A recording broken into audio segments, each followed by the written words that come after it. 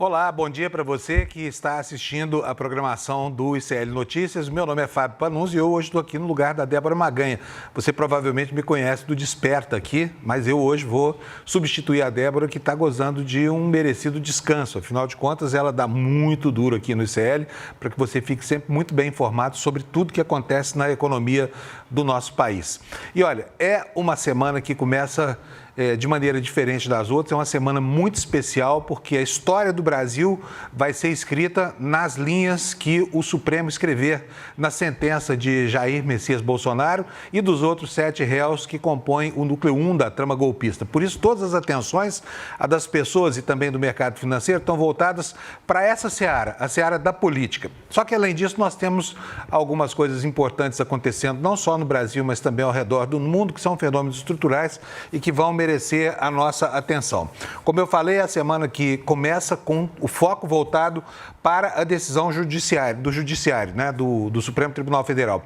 Haverá pelo menos 3 sessões já marcadas e a previsão de uma sessão extra para a próxima quinta-feira, onde havia antes um hiato aí entre os eventos relativos ao julgamento da trama golpista, do núcleo 1 da trama golpista, né? Então nós teremos sessões amanhã, na quarta-feira e na sexta-feira, e a possibilidade, dependendo do ritmo do transcurso do julgamento, na próxima quinta-feira. Portanto, este aqui pode ser o último programa de economia da semana, mas vai valer a pena acompanhar no mesmo horário, né, tudo aquilo que vai acontecer em Brasília numa cobertura especial do ICL. Com relação aos fatos políticos determinantes do dia de hoje, a ministra Gleisi Hoffmann está recebendo agora pela manhã os ministros do chamado Centrão para discutir com eles a adesão ou não à tese da anistia que os bolsonaristas defendem e contra a qual o governo se insurge, né, com a entrada em campo do presidente Lula, que é um jogador de bastante peso, né? E ao mesmo tempo em que isso acontece em Brasília, com o governo começando o lobby aí contrário à anistia, recrudesce a pressão bolsonarista. Nesse fim de semana nós tivemos atos, manifestações em todo o Brasil e o momento mais importante aconteceu no evento de São Paulo. É preciso dizer que houve uma reunião maciça de manifestantes, né? Foram mais de 100 mil no Brasil, mas que fora os atos do Rio de Janeiro e de São Paulo, todos os demais foram minguados com a presença aí de mil e poucos manifestantes extremistas, né? Em cidades importantes do Brasil que tem milhões de habitantes, né? E nesses atos, o que mais chamou a atenção foi o ato de São Paulo, porque ali esteve o governador Tarcísio de Freitas, que antes tentava vestir, né, as roupas do liberal na economia, conservador nos costumes, mas se afastar da ala radical do bolsonarismo. Agora ele mudou a estratégia e resolveu assumir de vez, tirar a pele do cordeiro, do cordeiro civilizado, né, da direita de garfo e faca, e mostrar a face do lobo que ele representa. E falando aqui contra o Supremo Tribunal Federal pela primeira vez e nominando no seu discurso também o ministro Alexandre Garcia. Na Argentina, aqui ao lado, nós tivemos uma derrota muito impressionante do atual presidente do Milei, que sofreu uma catracada, é essa palavra que a gente pode dizer, nas eleições lá de Buenos Aires, né? Daqui a pouquinho a gente vai falar um pouquinho sobre isso. E lá nos Estados Unidos, o mercado de trabalho continua dando sinais de desaquecimento da economia, o que pode forçar uma baixa dos juros. É preciso lembrar que há 2 semanas o presidente Trump decidiu demitir a diretora do IBGE local porque não gostou dos números que saíam das estatísticas, né? Então é isso que nós vamos ver na semana toda aqui no Brasil. E com relação à Semana da Economia, sobre essa destaque especial aqui, né, depois do fim de semana marcado por esses atos bolsonaristas, para divulgação do Boletim Focus, né? E a agenda que você está vendo é essa que está aqui, né? Na China nós vamos ter, olha, balança comercial, exportações e importações. Logo sai isso aí. Na Alemanha, nós teremos o índice de produção industrial. Na França também, o índice OCDE-CPI de julho. Aqui no Brasil, nós teremos o IGP-DI de agosto, né, às 8 horas da manhã, da próxima quarta-feira. Esses serão os eventos importantes desta semana que começa agora, né? Vamos para o próximo slide, por favor. Vamos falar um pouquinho sobre o que acontece aqui no Brasil agora. Olha, no Brasil nós tivemos hoje já a divulgação do Boletim Focus, daqui a pouco você vai ver um quadro comparativo entre as previsões das últimas semanas e a previsão do dia de hoje, né? O MDIC divulga às 15 horas a balança comercial semanal dos Estados Unidos.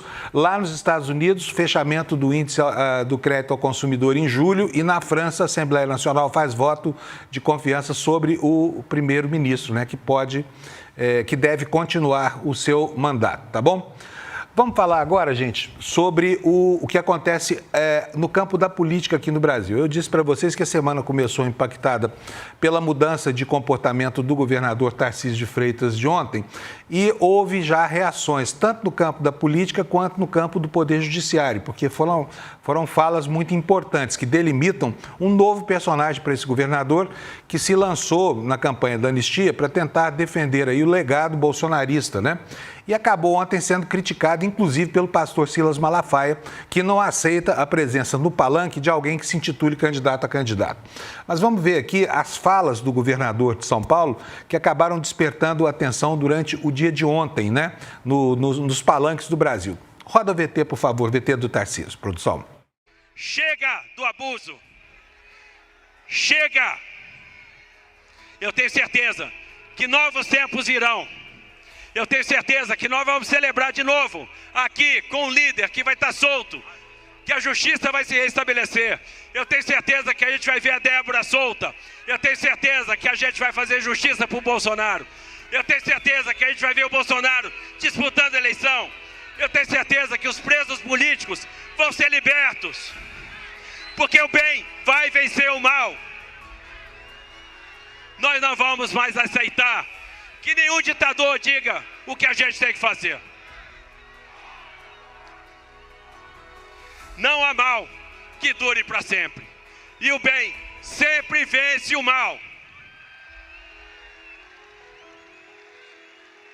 O bem sempre vai vencer o mal. Porque ninguém aguente mais.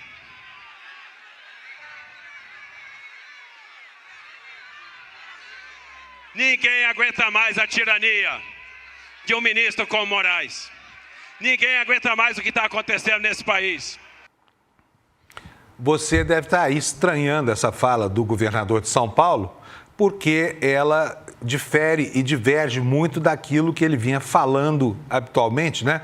Merecendo, inclusive, críticas das alas mais radicais. Ontem ele fez o contrário. Ele se lançou de cabeça no extremismo do bolsonarismo mais profundo e abandonou aquela fala temperada, aquela fala que tinha por objetivo fazer com que ele se qualificasse para disputar o país com o espólio do Bolsonaro, mas também agradando a uma direita que não é bolsonarista, que existe, embora não se saiba exatamente qual é o número, né, qual é o percentual da população, mas ela também se presume que seja expressiva e numerosa. Só que esse comportamento do governador não agradou a todo mundo, agradou lá a ala mais radical do bolsonarismo, mas gerou reações aqui no Brasil, né, e nós vamos ver uma tuitada do ministro Gilmar Mendes, do Supremo Tribunal Federal, que saiu a público em defesa da instituição que ele representa e também do ministro Alexandre de Moraes. Na tela, por favor, o slide, está aí, olha, a tuitada do ministro Gilmar Mendes. Eu falo tuitada porque o nome ainda é Twitter, né? Vou ler para vocês aqui tudo, se você não viu ainda, você vai ficar informado sobre tudo. No dia da independência, é oportuno reiterar que a verdadeira liberdade não nasce de ataques às instituições, mas do seu fortalecimento. Não há no Brasil ditadura da toga, tampouco ministros agindo como tiranos. E essas palavras aqui, eu vou fazer um pequeno hiato, são uma referência direta à fala do governador de São Paulo, né? Embora sem citar o nome dele. Vamos continuar aqui na leitura da tuitada do ministro Gilmar Mendes. Ele diz o seguinte, olha, o Supremo Tribunal tem cumprido seu papel de guardião da Constituição e do Estado de Direito, impedindo retrocessos e preservando as garantias fundamentais. Se quisermos falar sobre os perigos do autoritarismo, basta recordar o passado recente do nosso país. Milhares de mortos em uma pandemia, vacinas deliberadamente negligenciadas por autoridades, ameaças ao sistema eleitoral e à separação dos poderes, acampamentos diante de quartéis pedindo intervenção militar, tentativa de golpe de Estado com violência e destruição do patrimônio público, além de planos de assassinato contra autoridades da República.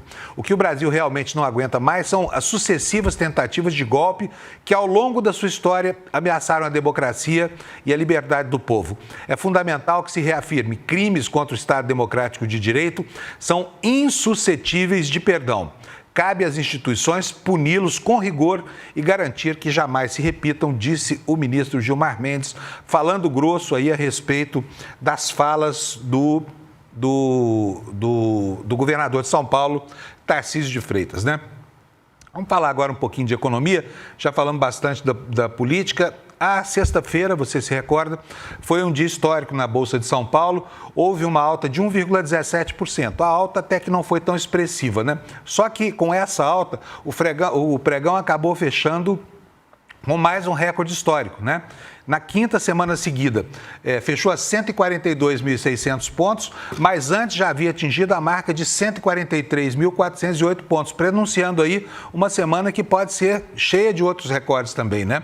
Esse movimento foi sustentado pela expectativa de cortes de juros lá nos Estados Unidos, e depois de um desempenho abaixo do esperado do mercado de trabalho, que reflete, né, as dificuldades daquela economia, contrariando as perspectivas abertas aí pelo presidente Donald Trump, que prometeu mundos e fundos, né? Só 22 mil vagas foram criadas em agosto e o desemprego foi mantido em 4,3%. O dólar também caiu até no Brasil, foi fechado a R$ 5,41.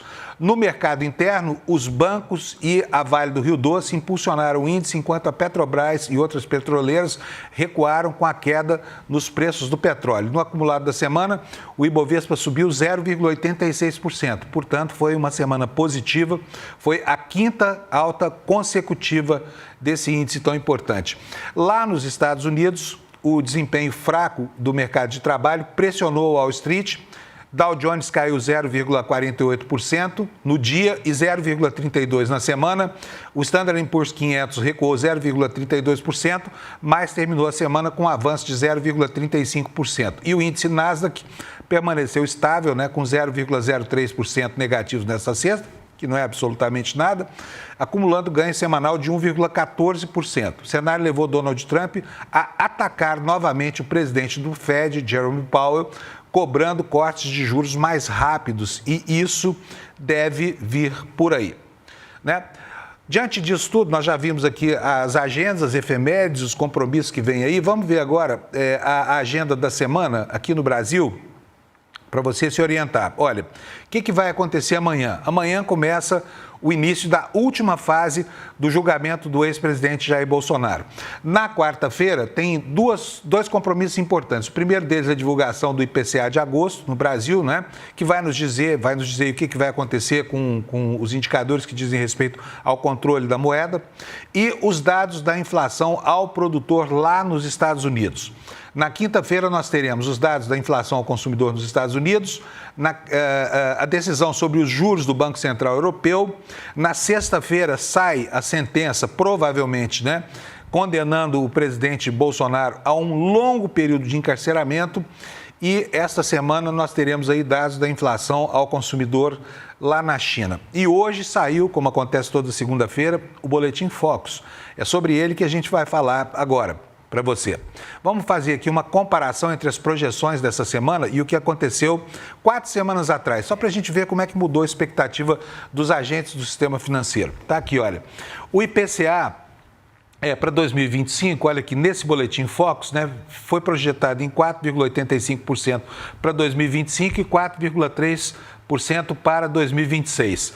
O PIB 2,16% de crescimento em 2025, apenas 1,85% de crescimento em 2026. O câmbio, a projeção nos bancos, que os bancos fazem, a projeção média, é de fechar o ano de 2025 a 5,55 e fechar 2026 a 5,60. E a Selic, a projeção dos banqueiros é 15% fechando 2025 e 12,50%, estapafúrdios 12,50% em 2026, considerando aqui que a inflação caminha para o centro da meta, já tendo rompido para baixo, né, o limite do teto da meta, tá? Agora vamos fazer uma comparação aqui para você ver como é que andam as expectativas coletadas pelo Banco Central no Boletim Focus. na tela para a gente aqui, por favor, as comparações. Veja só, isso aqui, olha, na coluna em amarelo, são as projeções para o IPCA exatas 4 semanas atrás, tá? E agora, em alaranjado, as previsões de hoje. Então, tudo em amarelo é a previsão feita 4 semanas atrás e tudo em alaranjada a última previsão do Boletim Focus. Então, vamos lá. O que aconteceu com o IPCA para 2025, né? A previsão reduziu o IPCA para 4,85%, portanto, ela é otimista. Para 2026, ficou em 4,3%, também uma redução pequenininha de 0,11%. Para 2027, 3,93%, previsão de 0,07% de redução. E para 2028, 3,7%, recuo de 0,10 ponto percentual, né, para o ano de 2028. Vamos continuar. Próximo slide. PIB. O crescimento do PIB também, previsão aqui, eles estão prevendo, os banqueiros consultados, né, para a confecção desse boletim, estão prevendo um PIB menor. Baixou a previsão de 2,21 para 2,16 em 2025, sinais de desaceleração da economia no radar. Em 2026, de 1,87 para 1,85, 0,02 ponto percentual. Em 2027, uma redução também de expectativa de 0,05 ponto percentual e para 2028 ficou tudo igual. Vamos para o próximo quadro agora, por favor? Mudanças nas previsões aí para o câmbio, né? Aposta no câmbio, como você já viu antes, uma previsão de que o dólar fecha o ano a 5,55, 0,05 ponto percentual a menos do que a previsão de 4 semanas atrás, que era de 5,60. A previsão para 2026 baixou de 5,60 de 5,70 para 5,60, uma redução de 0,1 ponto percentual. Em 2027, o dólar fechará, segundo os banqueiros consultados, a 5,60. A projeção anterior era de 5,70 há 4 semanas. E para 2028, de 5,56. A previsão anterior era de 5,70. Agora, o último quadro, que é em relação à Selic, e aqui chama a sua atenção para o absurdo que representa essa carga de juros, né? Que o Banco Central insiste em manter lá em cima, atrapalhando a vida de quem precisa de dinheiro para investir no Brasil em negócios produtivos. Então, aqui as previsões. A previsão para 2025 fechou em 15%, portanto, os banqueiros executivos financeiros não prevêem nenhuma alteração na Selic esse ano. Para 2026, 12,5%, também em 2027 a mesma coisa, 10% para 2028, fechando, portanto, as previsões lá no topo, né? É incrível que, apesar da expectativa de desaceleração da inflação, não haja entre os representantes desse segmento tão importante nenhuma expectativa de redução na taxa Selic, o que significa dinheiro muito mais caro e lucros aberrantes para os bancos apenas com rentismo, né, com a compra de papéis para o governo, tá? Pessoal, olha, eu vou falar com vocês agora de uma malandragem que está acontecendo por parte do setor produtivo. Muitas empresas, diante de um cenário de estagnação nas vendas ou de redução, optam por práticas que são absolutamente deletérias para o consumidor brasileiro. E essas práticas dizem respeito, por exemplo, à redução da quantidade de produtos por embalagem, redução do preço dos produtos. Isso tudo se chama reduflação. Reduflação. É um fenômeno que a gente conhece bastante bem no Brasil, porque os produtos começam a diminuir dentro das embalagens, né? E agora nós temos um outro fenômeno acontecendo, que é a modificação da formulação dos produtos. Está no jornal Valor Econômico de hoje. Olha aqui, a matéria é essa que você está vendo aí no recorte no telão. Marcas estão mudando as receitas e elevando os preços dos produtos. Além disso, existe ainda o fenômeno da reduflação, como você vai ver nos próximos slides que eu vou pedir para a nossa produção projetar aqui no telão. Vamos ver o que está acontecendo?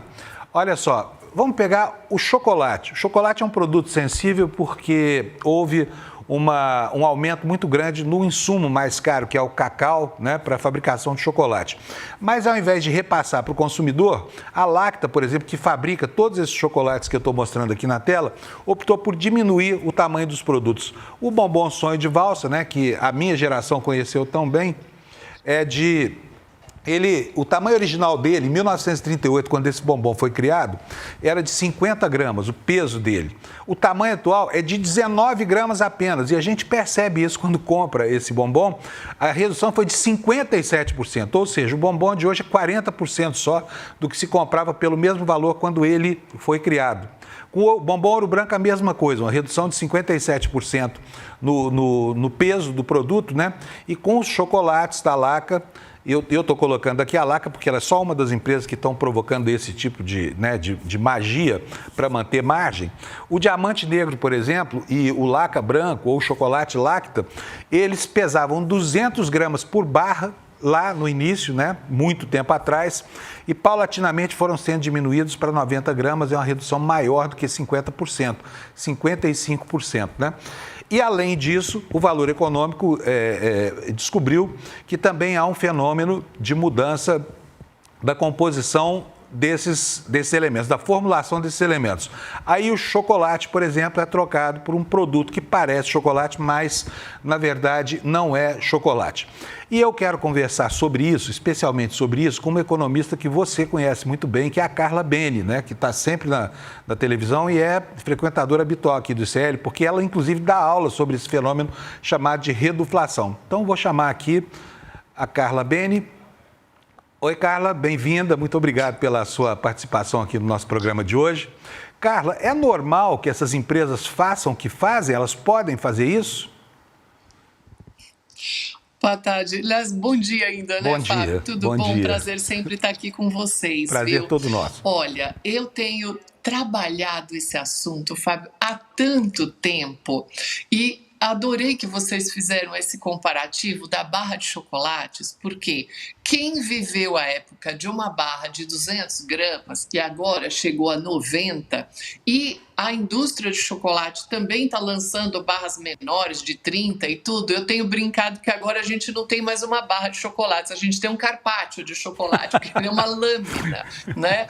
É uma lâmina de gordura vegetal hidrogenada com cacau em pó e aroma de chocolate e aroma de caramelo.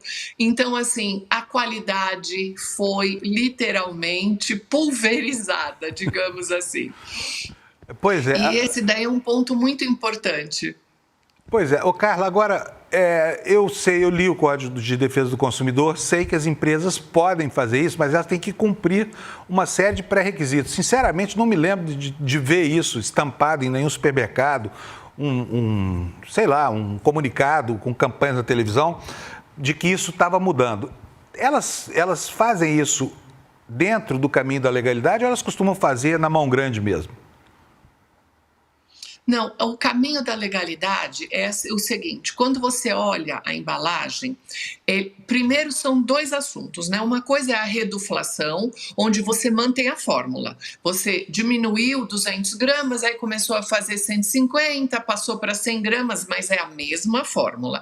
Esse é um assunto. O que a gente está discutindo aqui também é que, além disso, eu brinco que nas minhas aulas a gente tem um pouco mais de liberdade em sala de aula, eu falo que isso é uma pilantragem da indústria, porque você coloca uma quantidade menor com o mesmo preço, só que o consumidor sabe, porque isso acaba antes, o seu produto literalmente acaba antes. É o sabão em pó que tinha 1 quilo, agora tem 800 gramas, é o papel higiênico que diminui, e assim em todos os produtos. O que a gente observa agora é o seguinte, quando eles fazem apenas uma redução, mantendo a fórmula, eles colocam do lado, redução de tantos por cento. É pequeno, que mais fica no rótulo. O que eles têm feito agora, que é o seu ponto, eles colocam nova fórmula. Então, essa nova fórmula é uma incógnita, você não sabe muito bem o que é a nova fórmula.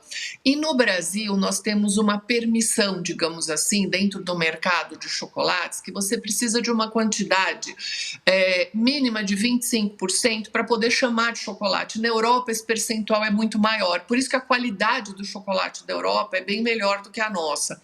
Então, o que acontece? Nós estamos hoje vendendo no Brasil biscoitos, balas, que são sabor chocolate. Aqui é o que tem de pior, porque é o chocolate em pó ou aroma só. Ou seja, o consumidor se lasca sempre, né, Carla? Agora, deixa eu mudar um pouquinho de assunto, porque nós temos tão pouco tempo, eu queria muito ouvir a sua impressão sobre a semana política que está começando aí, porque nós temos aí provavelmente a condenação, provavelmente não, vou falar, nós teremos a condenação do Bolsonaro, né, na terça-feira, e nós estamos aí com o mercado financeiro de olho nisso. A gente sabe que o mercado financeiro faz inferências políticas aí, e muitas vezes essas inferências políticas não são positivas para o andamento da economia. Mas, curiosamente, nós estamos vendo o B3 batendo recorde, o dólar diminuindo de preço frente ao real e tudo mais. O que a gente pode esperar dessa semana, Carla? Olha, essa semana nós temos realmente, né, o julgamento e essa definição, digamos assim, né, das penas, e isso vai ser posto e colocado, mas a gente está com uma composição, Fábio. A gente tem do lado interno toda essa definição misturada com a pressão que a gente tem por anistia e reposicionamentos de candidatos para 2026. Claramente, ontem, domingo, foi esse dia, né? O dia da independência, a comemoração da nossa independência com bandeira americana e reposicionamento de candidatos e futuros candidatos. Então, esse processo está tudo junto e misturado aqui, somado às questões dos Estados Unidos, queda de atividade econômica, redução dos postos de trabalho nos Estados Unidos, que estão enfraquecendo o dólar.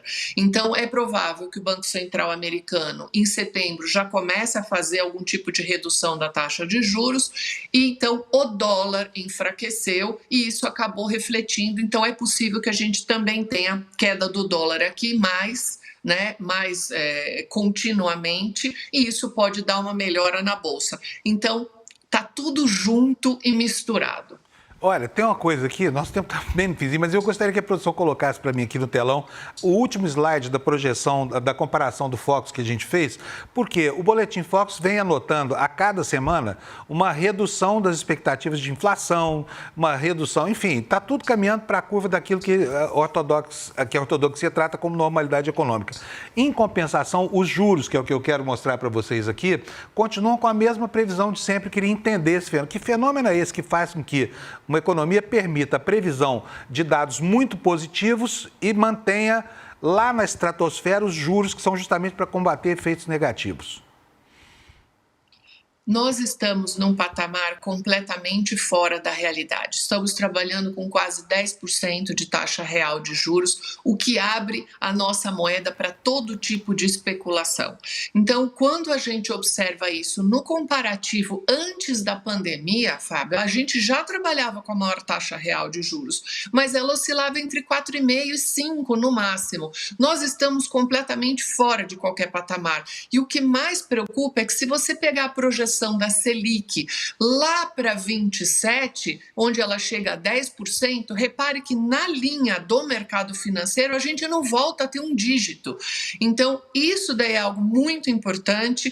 O Banco Central trabalha com uma meta de 3%, ela é uma meta muito baixa, já tem vasto material acadêmico a esse respeito. O Conselho Regional de Economia de São Paulo fez um texto público a esse respeito da taxa de juros. Eu estava lá, contribuí para o texto, sou conselheira do Corecon, a gente já abriu o debate, mas é inacreditável como que o Banco Central mantém uma taxa de juros nesse nível que literalmente engessa o lado real da economia. E este é o motor da nossa inadimplência. Esse daí é que é o grande problema. Carla BN, muito obrigado pela sua presença aqui, orientando os nossos telespectadores, e até a próxima. Foi um prazer. Obrigada, até a próxima. Tchau, tchau. É isso aí, gente. Estamos terminando aqui o nosso mercado de investimentos de hoje. Eu espero que tenha agradado a você, né? Porque senão a Débora vai ficar brava comigo aqui. E eu quero convidar vocês, né, para o Despertar de 2025, que vai acontecer nos próximos dias 19 e 20 de setembro. É um evento que o ICL produz para que a nossa comunidade possa se encontrar conosco e para levar para vocês motivação e equilíbrio e informação para que vocês possam ter um período de tranquilidade e de sucesso profissional. Então, esperamos você no Despertar 2025. Os ingressos já estão à venda aqui, despertar2025.com.br. Aproveite que eles estão em condições especiais, tá bom? E quero dar bom dia a vocês. Estamos terminando aqui o nosso programa de hoje. Obrigado pela sua audiência e até amanhã. Até quinta-feira, porque amanhã é dia de julgamento. Tchau, muito obrigado. No próximo domingo, dia 14 de setembro, às 8 horas da noite, o ICL vai transmitir gratuitamente o documentário O Fim de Bolsonaro. Esse é um original do ICL que reconstrói com provas, depoimentos e uma investigação jornalística o maior julgamento da história da nossa democracia. Pela primeira vez, um ex-presidente e a cúpula militar sentam no banco dos réus. E a gente vai mostrar tudo, os bastidores do golpe, a linha do tempo da conspiração e como a democracia brasileira reagiu e resistiu a uma tentativa de golpe. É gratuito, online e com um debate ao vivo logo depois da exibição com Eduardo Moreira, Juliana Dalpiva, Elô Vilela, Chico Sá e comigo, Leandro Demore. Se você quer entender de fato o que aconteceu, inscreva-se agora.